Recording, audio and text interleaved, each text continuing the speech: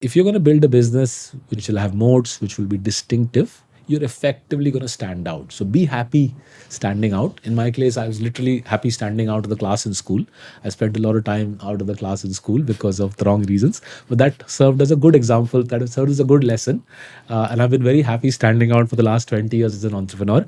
I have no problem other people saying क्या कर दिया, दूसरे लोगों ने नहीं किया तूने क्यों किया. But I think that's central to being an entrepreneur. If you're one of those people who does what everybody else does, वही कपड़े पहनते हो, वही गाने सुनते हो, वही पिक्चर देखते हो, थोड़ा डिफिकल्ट होगा आपके लिए, right? Entrepreneurs naturally are iconoclasts. They love doing stuff that other people don't like doing, right? And they're very comfortable doing it. Be happy standing out.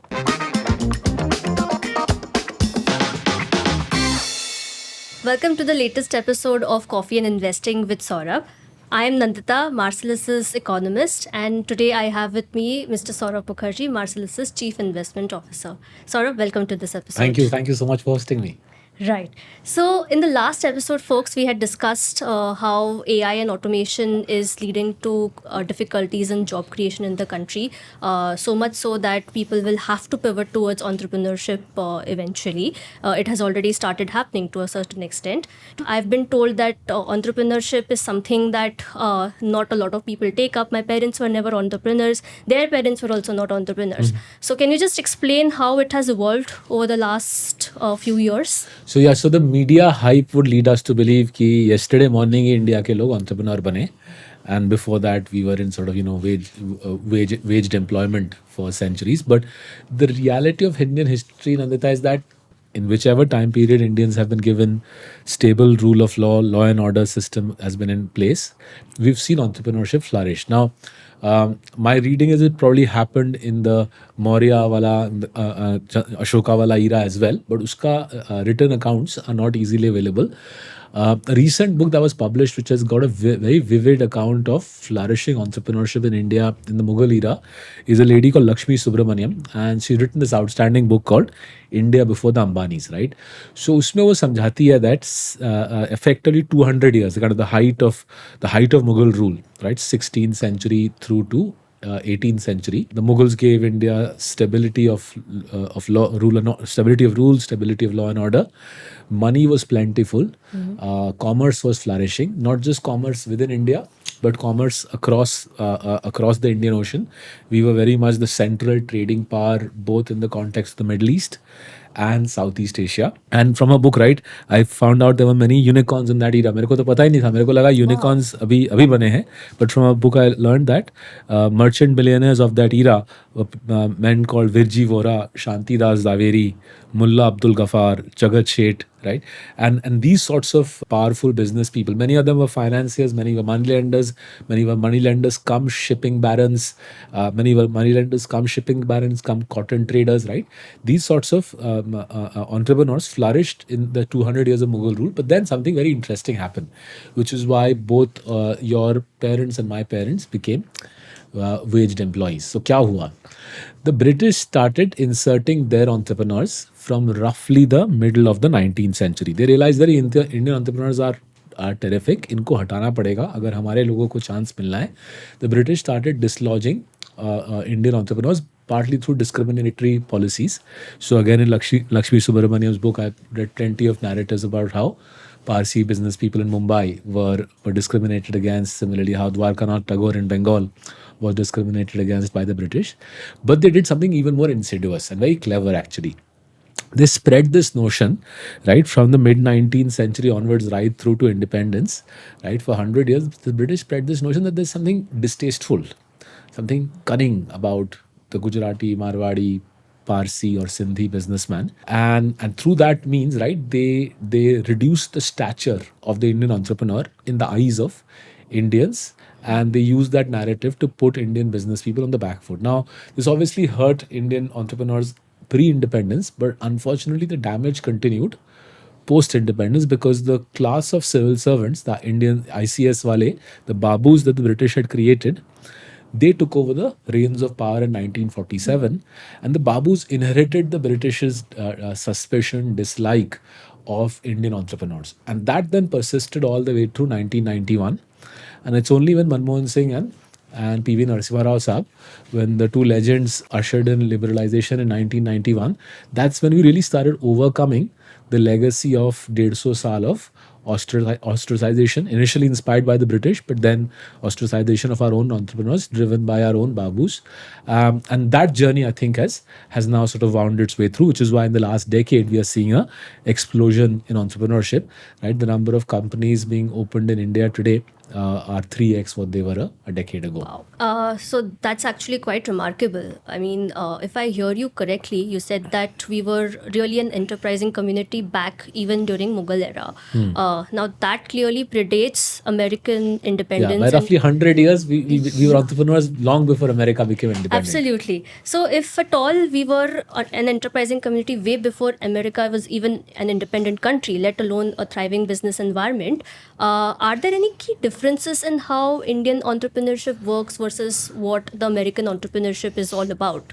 So I think there are three different levels at which we differ from America. I suspect we differed 300 years ago, but तब उनका पता नहीं अभी basis my travels between India and America. I think there's three levels at which we differ. Firstly, the centrality of family and community is far more in India than America. America में community थोड़ा सा stretchy term है, right? It's in many ways an atomized society, right? But family and community are central. That's the main unit of business life in India. That's not the case in America. In America, the entrepreneur is really a sole operator, right? A sole proprietor, often the only guy in that ecosystem fighting for himself. Now that creates a reward construct, right? Reward sharing constructs, therefore, differ in India as opposed to America. Naturally, if it's a family run firm, they're not going to be doling out ESOPs to each other. The family will sit down at the year end and say, Chal mil baat ke khate hain. America used to have family run firms a century ago. They have dwindled there. In India, the main unit of business operation is still the family run firm, and therefore, ESOPs are really not really required. But even beyond family-run firms in India, right? I've seen ESOPs are the ESOP construct, employee share option construct, is actually quite rare in India. And out of the 14 million companies registered to pay income tax in India, Nandita, my reading is no more than 0.5% of them will use ESOPs. Whereas in America, this is a dominant form of reward sharing, right? So reward sharing itself, I think, differs dramatically between the two societies because of the centrality of family and community in India and the lack thereof in America. Dusra, I think, challenge comes from cost of capital, right? We are still a relatively poor country amongst the 50 poorest nations in the world on per capita income. Net household savings, net household financial savings, ऐसा savings जो business में डाल सके, the RBI is saying that's running at a 50-year low. So capital is scarce in India, therefore cost of capital high है. Cost of capital मेरे ख्याल से India में छोटा बिजनेस के लिए 15% से भी ज़्यादा है. In America, cost of capital is between 5 to 10%, right? Because cost of capital is lower over there, capital is more abundant, and organized businesses are the main mode of operation. Risk-taking appetite is far greater over there, right? So one way to measure this greater risk-taking appetite over there compared to over here is Americans open 30x more companies every year compared to India. So हमारे देश में करीबन 1,80,000 companies open. In America, the number is closer to 4 million, 5 million, right? 30x more. Now, at one level, उतना surprising नहीं है. The per capita income is 20x more. So them opening 30x more companies is no surprise. Where I think we can take a lot of heart, right? And to the extent that this whole podcast is about entrepreneurship, where we can take a lot of courage is the number of companies opening in India are rising rapidly. As I was saying a few minutes ago, 3x jump. Roughly 180,000 companies are opening in India today. Decade ago it was 60,000. So jump हमारा America का भी 3x jump हुआ 10 years में, हमारा भी 3x jump हुआ, but they are 30x ahead in terms of the number of entrepreneurs. Risk taking appetite is far greater. Capital is sasta over there. Capital is more easily available, and therefore those battles are the battles that we as Indian entrepreneurs have to fight. Right. So that's actually quite remarkable. I mean, I've heard often a lot of people equate Indian business people with American entrepreneurs, but no one had put it as Yeah, lucidly I as mean you it's like had. comparing cricket and baseball. कर सकते हो, हाथ में एक bat है, ball है, but the similarities stop there. Right. So, in that context, then what is it that makes Indian entrepreneurs successful in the country? What is the success mantra? So look, I've built businesses in the West and I've built businesses in India.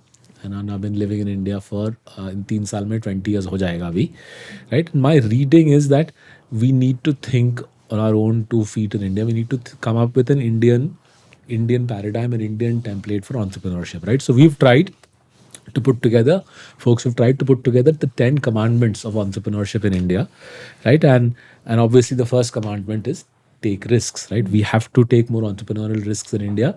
I call these train yourself to take EV, expected value plus bets. I'll explain thoda sa later on expected value kya hota hai.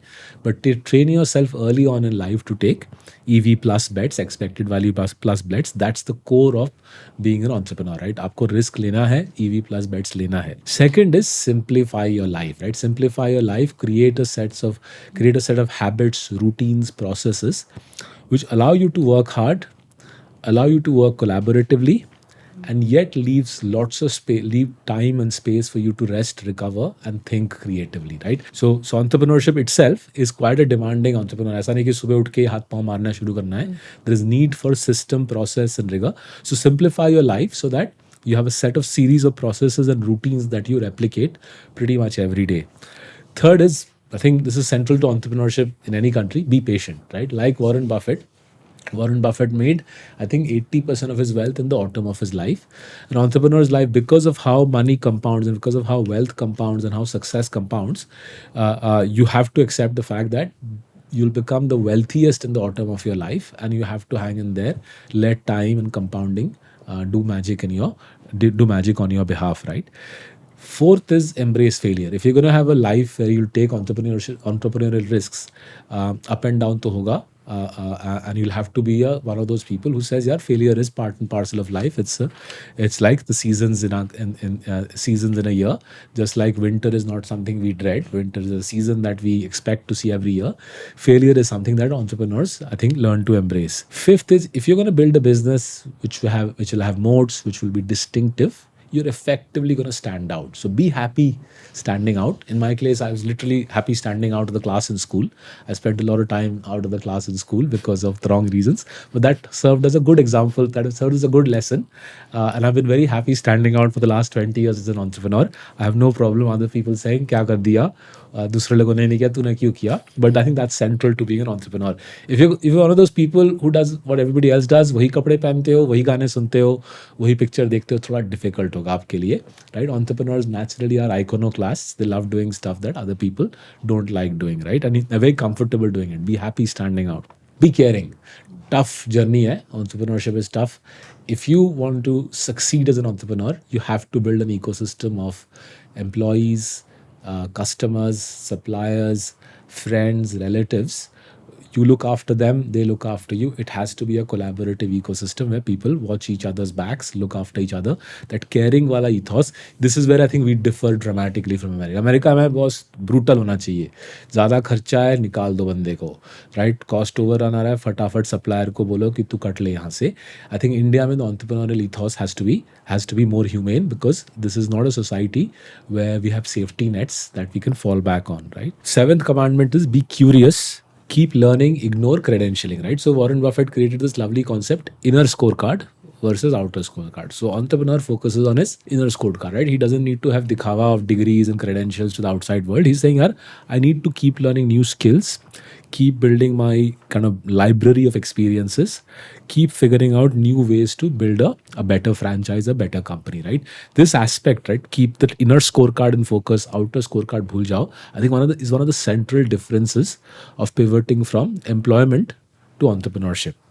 Right? आठवां commandment, relax and refresh, right? And do not reflect. ज़्यादा brood नहीं करने का है, right? One of the things I learned early on in entrepreneurship is the more I brood on yesterday, the more I burn my batteries for tomorrow, right? And it's a very difficult skill, because we grow up in these obsessive middle class households जहाँ पे हर चीज़ perfect होना चाहिए, right? In entrepreneurship, you know you'll have your ups and downs, and therefore relaxing and refreshing means yesterday को थोड़ा भूल जाना, letting your mind stabilize, letting your mind find an empty space to recover. Ninth commandment, build trust, build relationships outside your comfort zone, right? So all of us belong to a certain strata of society.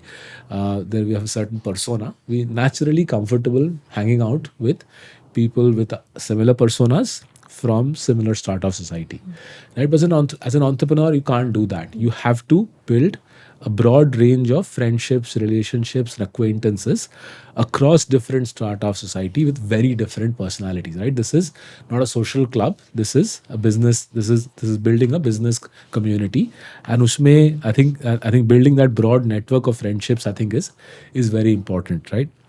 And lastly, nurture the next generation, right? Because there's only so many years that your body can do this sort of punishing work, high intensity risk taking.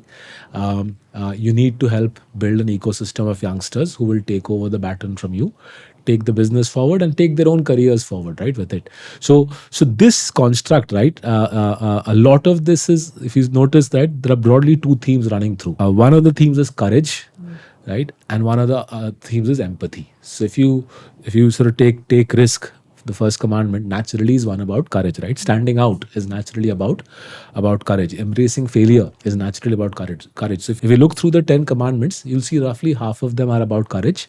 The other half are about empathy, right? So something like be caring, nurture the next generation. These are about empathy. So if you wanted to summarize it in one sentence, an entrepreneur is a courageous risk taker who also builds very high levels of empathy for the people around him. That's super, super fascinating. And I mean, the broad framework that you gave us was really helpful about these 10 commandments. Now, I just want to dig a little deeper into one of the things that you said. And I found it interesting because it was about embracing failure. Now, why I say it's interesting is because whenever I interact with a few entrepreneurs or any kind of business owners, the kind of stories that we get from them are usually about success. No one really talks about failure as much. In fact, if we look at our parents' generation as well, yours and mine both actually, throughout our lifetime, throughout our formative years, we've been told that, do not fail. You are basically made phobic of failure, and you are always asked to succeed in everything that do, be it marks, be it 10 standard ka grade, be it 12 standard grade, everything. So then why is it that embracing failure, which is the Yeah. complete opposite of what we've been taught so far, is such an important aspect of entrepreneurship? So embedded in your question is, I think, two layers of embracing failure, right? Pehla wala is what I was saying before. Failure is like summer and winter. Business में ups and downs आएगा. अगर आपसे झेला नहीं जाएगा तो बस business मत कीजिए. आप बैठ के सारा जिंदगी नौकरी कीजिए, right? Because in business life you're going to see the waxing and waning of your fortunes. There's nothing wrong with that. That is business life. The business cycle we are taught in economics is a basic construct. So summer and winter की तरह business में आपका ups and downs रहेगा. And just because the business is going through a down period doesn't mean you have failed, right? That's part and parcel of a business life. But there's also another aspect of failure which is super important to understand in entrepreneurship. Failure is an essential stepping stone. In business, failure is an essential stepping stone to success, right? And in studies, for example, I failed Hindi in class 3. Whilst I'd love to say it made me stronger, it's not obvious even with hindsight that my failing Hindi in class 3 was an essential stepping stone to whatever success I achieved in school. But in business life, I think failure is an essential stepping stone. So I'll give you an example from my career, right? So roughly a decade ago, I was keen to become the CEO of the overall company where I used to work, and I was the CEO of a specific division, but I was keen to become the CEO of the overall company, and the board convened to discuss this. I remember a decade ago on Marine Drive at the Oberoi, right? And the board's point was, यार थोड़ा सा इस पे अभी भी we're not so sure, Saurabh, we're not sure yet. Let's get one of the top search firms to hire a coach to assess you. थोड़ा तेरे ऊपर टेस्ट वेस्ट मारते हैं, देखते हैं तेरे में काबिलियत है या नहीं. And they put me through lots of tests, and by and large the test said that I'm a bright person, successful person, but I have anger management issues. And the coach who was hired, she spoke to a bunch of people around me and in the firm where I worked at, and she said, "Yeah, everybody's shit scared of you, right? Because I was so prone to bouts of high temper. I'd created a reputation that meant people were scared of working with me. The most obvious result of that is they would never point out that anything that I was doing was wrong, right? Because उनको डर लगता था, so आपको बोलेंगे गलत कर रहा है तो पता नहीं क्या सुनाएगा, right? And the board, I think, rightfully said, yeah, in that circumstance, I think we really don't feel comfortable with you making you CEO of the overall firm, थोड़ा सा और आप सोचो, right? So Anna and I worked at it. I remember most of 2017 was spent on this, and she asked me, why do you want to do this? Why do you want to be CEO of the overall firm? And I thought that through for many months, and I realized what was happening to me at that point in life was that I'm not particularly fond of I'm not particularly fond of doing deals all day long, right? There is a creative side to my persona which likes reading, thinking, meeting a bunch of different people, interesting people, coming up with insights, then implementing the insight to make money, right? I'm not the kind of person who सुबह से शाम block deal करेगा या investment banking deals करेगा या fund raising करेगा, उस पर मेरे को उतना मज़ा नहीं आता है. And I was realizing that to rise to the top of the firm, that's what I'll have to quintessentially do at larger and larger volumes, right? That's what leadership entails. You have to be a rainmaker who brings in ever more money with the passing of the years. And that realization was making me angry.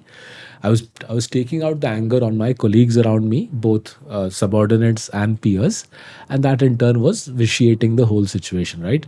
So she let a good coach's job, and Anna is a brilliant coach. I've written about my experience of working with her in Unfiltered. In that book, I've explained what a good coach does is keeps giving you questions, right? Probing questions, and over the course of a year, I realized that I needed to build a different life, a life which I felt happier with. That in turn culminated in the resignation from my previous job in the opening months of 2018. And then in August 2018, we founded Marcellus. And then Marcellus went on to build a platform where 90 of us work there. It's a profitable business. I end up doing a bunch of work which I feel happier with. And hopefully with Anna's help and with yours and with everybody else in Marcellus, I exude a little less fear, and I certainly feel happier here than I did in my previous firm, right? तो वो वाला जो journey है of figuring out a failure in my previous firm, figuring out why that was happening, understanding the underlying emotional issues embedded in it, addressing those, building Marcellus, building a life which I feel happier with, building a firm where my colleagues feel less scared of working with me. उसमें मेहनत लगता है. And if I said, when the board said to me, नहीं तू CEO नहीं बन सकता, if I said, oh God, मेरी तो जिंदगी बर्बाद हो गई, then that would be no good, right? And that's how I mean failure is a stepping stone to success. I think in business life, in entrepreneurial life, very different from academic life or employment की इस साल का bonus कम आ गया, हाय मैं रोने बैठ जाता हूँ. Right. No, I mean that was quite illuminating, and the way that you are so candid about your failures, past failures, and shortcomings. I think most people tend to sugarcoat it or even just not acknowledge it, even that it's a failure. I think, and that's the crux of the whole argument, that once you acknowledge it, that gives you a chance to improve yourself in a way that will not end up help you make the same kind of mistakes again and again. So that brings me to the next commandment that you mentioned, which was about relaxing and refreshing and not reflecting.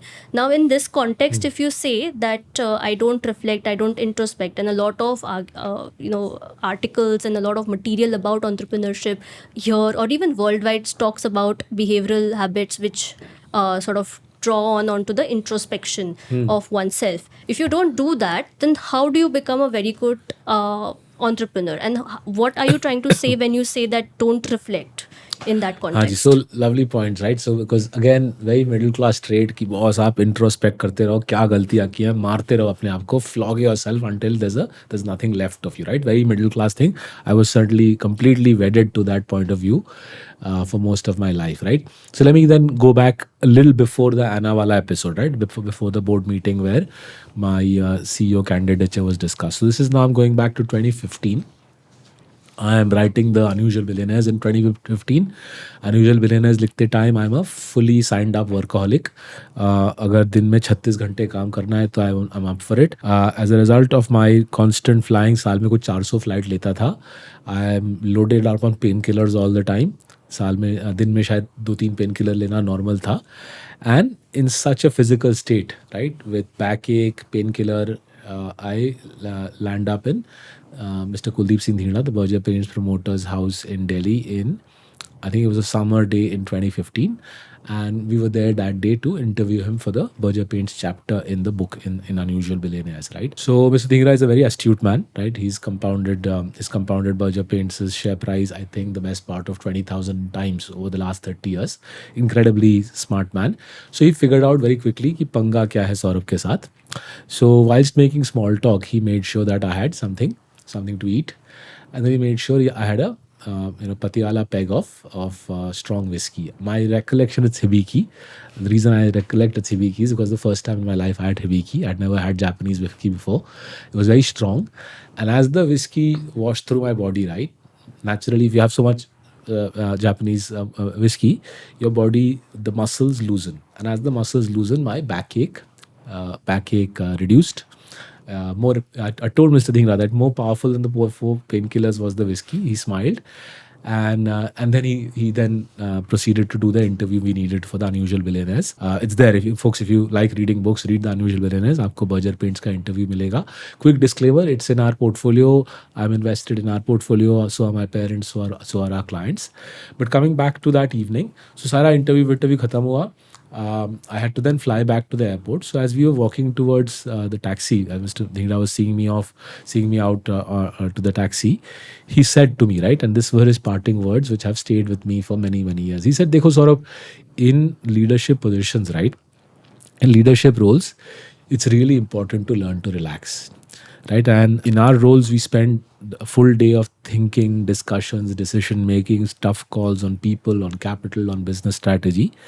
And his point was, if you want to be as fresh, as creative, as decisive the next day as you were the day before, you have to take time to relax, recharge, recuperate.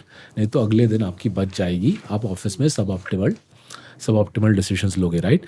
Now, for many people who've done this all their lives, this is probably obvious to them, but मेरे लिए नई खबर थी that for me to be productive the next day, I have to relax today if I'm to be productive tomorrow. And in my role, if I'm not fresh, if I'm not fit, if I'm not relaxed, I'm not going to make the right decisions on a consistent basis, right? Anna then drilled much the same messages into me through 2021, 22 about rest, relaxation, recuperation, and the centrality of that to creativity, to sensible decision making in corporate life. And then I've gone on to read other books on the subject. If those who want to read further on this, there's a lovely book called Daily Rituals. Daily Rituals: How Great Minds Make Time, Find Inspiration, and Get to Work. It's by an American guy called Mason Curry. It's a lovely book on, I think, 50 very successful people and how they have managed their day, over the last, generation or so. Right. No, that was quite fascinating. And I mean, it was unconventional advice from the context of what we keep hearing day in and day out. But yes, thank you for that. And again, notice the contrast with normal middle class, right? Normal middle class में रगड़ो, office में रगड़ो. अगर आप student हो, दिन में 14 घंटे exam के लिए रगड़ो. अगर आप रगड़ नहीं रहे, something fundamentally wrong with you, right? You're not going to hack it, right? And thus comes the culture of sitting in office long hours or sitting at home rattoing books for long hours, right? Business life fundamentally different from employment life. That was quite unconventional. Speaking of which, there was another commandment that you mentioned, which was a little unconventional than what we keep hearing, especially in the context of Western entrepreneurs and obviously financial metrics that we keep tracking, which is about being caring. Now, from what I understood is all this time was that you can either be caring and very much philanthropic in your nature, and then you can keep everyone employed even if they're not sort of performing to their full potential. Yeah. Or you can focus on hard targets, hard financial targets, which is what actually matters when it comes to companies' health and obviously investor Hit the numbers. confidence. Exactly. Hit the So then when you say be caring, what exactly are you trying to say here? That we forget about hard targets and focus only on the softer aspects, or do we have a good mix of both? Right. So I think companies who don't look after their employees and their suppliers and their dealers and so on, right? Companies who don't look after the ecosystem, उनके लिए कोई target का कुछ India में meaning नहीं है, फट जाएगी उनकी, राइट? अमेरिका में ये सब कर सकते हो, right? Recently, couple of weeks ago, Microsoft laid off a big chunk of its coders, right? And including some of the legendary coders. So in the American context, बढ़िया है, आपने coder निकाल दिए, अगर आपने AI लगा दिया, future में you'll probably throw out even more coders. But in India, I think that sort of brutal behavior I don't think takes you very far, right? Now again, it's a process of learning which has brought me here. So I'll go back again to a company that we are heavily invested in, folks, in many of our portfolios. It's called Asian Paints. It's the largest compounder in Indian history, listed in 82. I think compounded 23,000x since then. So 2013, 14, 15 is when I really got to know the company. It culminated in a chapter in Unusual Billionaires. What I realized, right, whilst researching Asian Paints, in fact, it answered one of the questions that I'd asked myself for many years. So I became an entrepreneur roughly 20 years ago, Nandita. And ever since then, I've been asking myself, why should bright young men and women work for me at the prime of their lives in highly competitive industries, right? वो मेरे लिए काम क्यों करेंगे? उनके पास पचासों जगह काम करने के लिए है. This is tough work. ऐसा भी नहीं कि हम कुछ अनफॉरगिविंग एनवायरनमेंट में काम करते हैं. गलती करो हमारे लाइन में, the whole world is baying for your blood. So why should anybody do it for me, right?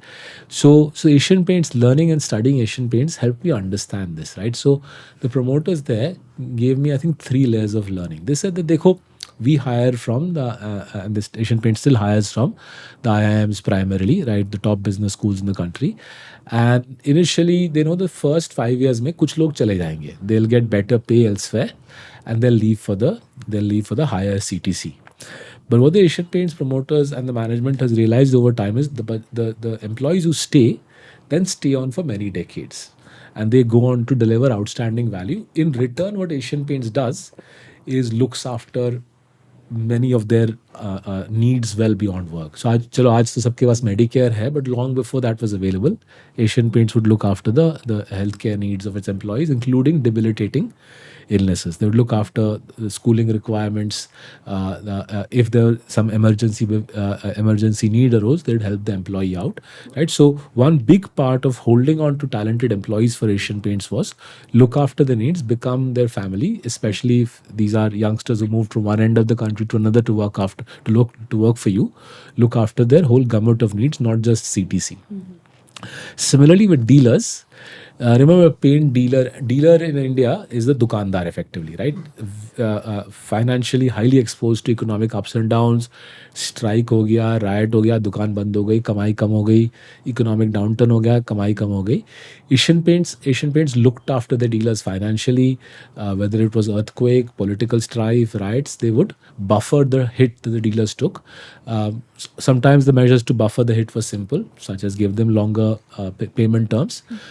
Sometimes the way to buffer the hit was, for example, ramping up advertising expenditure to ensure that the sell-through came through for the dealer, right? And what Jalas Dani, one of the promoters of Asian Paints, told me was that this aspect of entrepreneurialism, which is you look after people, you go out of your way to look after your dealers, to look after your employees. This is central to building a successful business, right? And I learned a lot from that. It helped me understand how I wanted to treat people as I built a business. उसके पहले मेरे दिमाग में Jack Welch type template था, मतलब कुछ curve होगा, I think they call it the bell curve और some nonsense like that. Curve के नीचे के परफॉर्मेंस को निकाल दोगे फॉर सम रीजन, एंड हर साल ऐसा कुछ चलेगा, ब्रूटल सा Darwinian process. Americans love this sort of thing. Darwinian, it's gonna be tough, it's gonna hurt, right? That sort of nonsense I don't think goes very far in India. Right. No, I mean, this was quite interesting, and as much as I'd like to dig into all others as well, I think we're short on time. So I will just quickly ask you the one question that I generally do ask you always towards the end of our conversation. What is that one thing do you have to say to our audience here?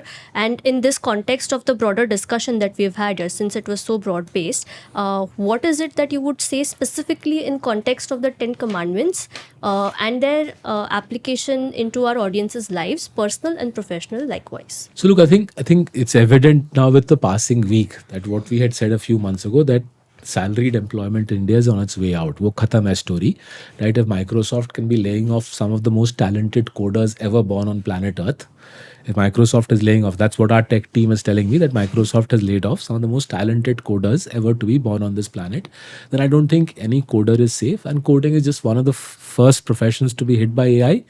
हमारे profession में भी आएगा. Some of the people have said on social media कि सौरभ की job भी जा सकती है. Absolutely जा सकती है, right?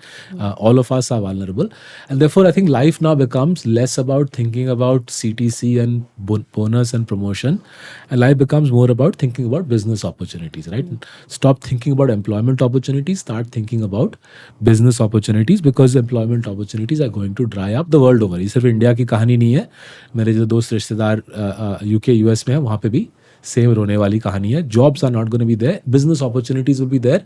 It's incumbent on us to think of the business opportunity rather than job opportunities. Secondly, don't just think, कुछ करो भी boss, right? Start investing, start thinking about becoming an entrepreneur. पैसा लगाओ. EV plus bets लेना है. What is EV plus? So let me do the quick example on Marcellus का EV plus bet मैंने कैसे फ्रेम किया. रफली मेरे को समझ था कि अगर मार्सलस चल पड़ेगी तो $100 मिलियन वैल्यूएशन कभी ना कभी प्राप्त हो जाएगी. कब प्राप्त होगी मेरे को पता नहीं था, बट पता था कि कभी ना कभी 800 900 600 700 800 करोड़ का वैल्यूएशन मिल जाएगा. My wife and I had $1 million that I could put in, right. Probability of success मेरे को लगा 60% है. सो 60% प्रोबेबिलिटी ऑफ $100 मिलियन पे day, 40% probability of $1 million being wiped out, 60% multiplied by 100 plus 40% multiplied by -1 still gives you roughly $60 million. That's expected value of building Marcellus, right? That's the simple mental model that I applied. There are cleverer mental models that to apply on how to take bets. वो कभी future में discuss करेंगे. But start taking EV plus bets, expected value plus bets, and begin your entrepreneurial journey.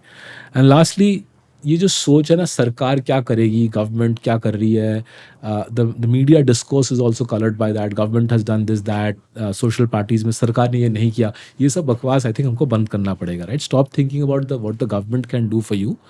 Start thinking about what I can do for the country, right? And certainly applies to me as well, right? If I wake up in the morning and say आज सरकार की क्या policy है जो मैं फ़ायदा उठा सकता हूँ, I don't think I'll go very far. But if I start thinking as an entrepreneur, what can I do to make India a better place where I can provide something that will be helpful for our customers, that will be helpful for my colleagues, that will be helpful for the many distributors who work with us. I think I can add some value to society, right? And I'll end with a quote. The quote is from a poem called Invictus. Invictus is also the name of a brilliant movie starring Matt Damon and Morgan Freeman. Okay, picture भी देखिएगा. But वो poem बहुत simple है, Google करेंगे तो मिल जाएगी. Invictus poem का नाम है. पोएट का नाम है William Ernest Henley. And I read this poem when I was 15 years old. It's stayed with me ever since, right? And I think ये entrepreneurs का के लिए आइडियल पोएम है. Poem goes as follows. It matters not how straight the gate, how charged with punishments the scroll. I am the master of my fate. I am the captain of my soul. So I'll end with that. I think for entrepreneurs the world over, that's the way to think about life. I think life will come with its ups and downs. Entrepreneurial life certainly will. But I think it's worth the fight. And contemporary Indian Nandota, this is the best place in the world to be an entrepreneur. I think that's as best as it gets. And thank you so much for joining us on this My conversation. pleasure. Thank you.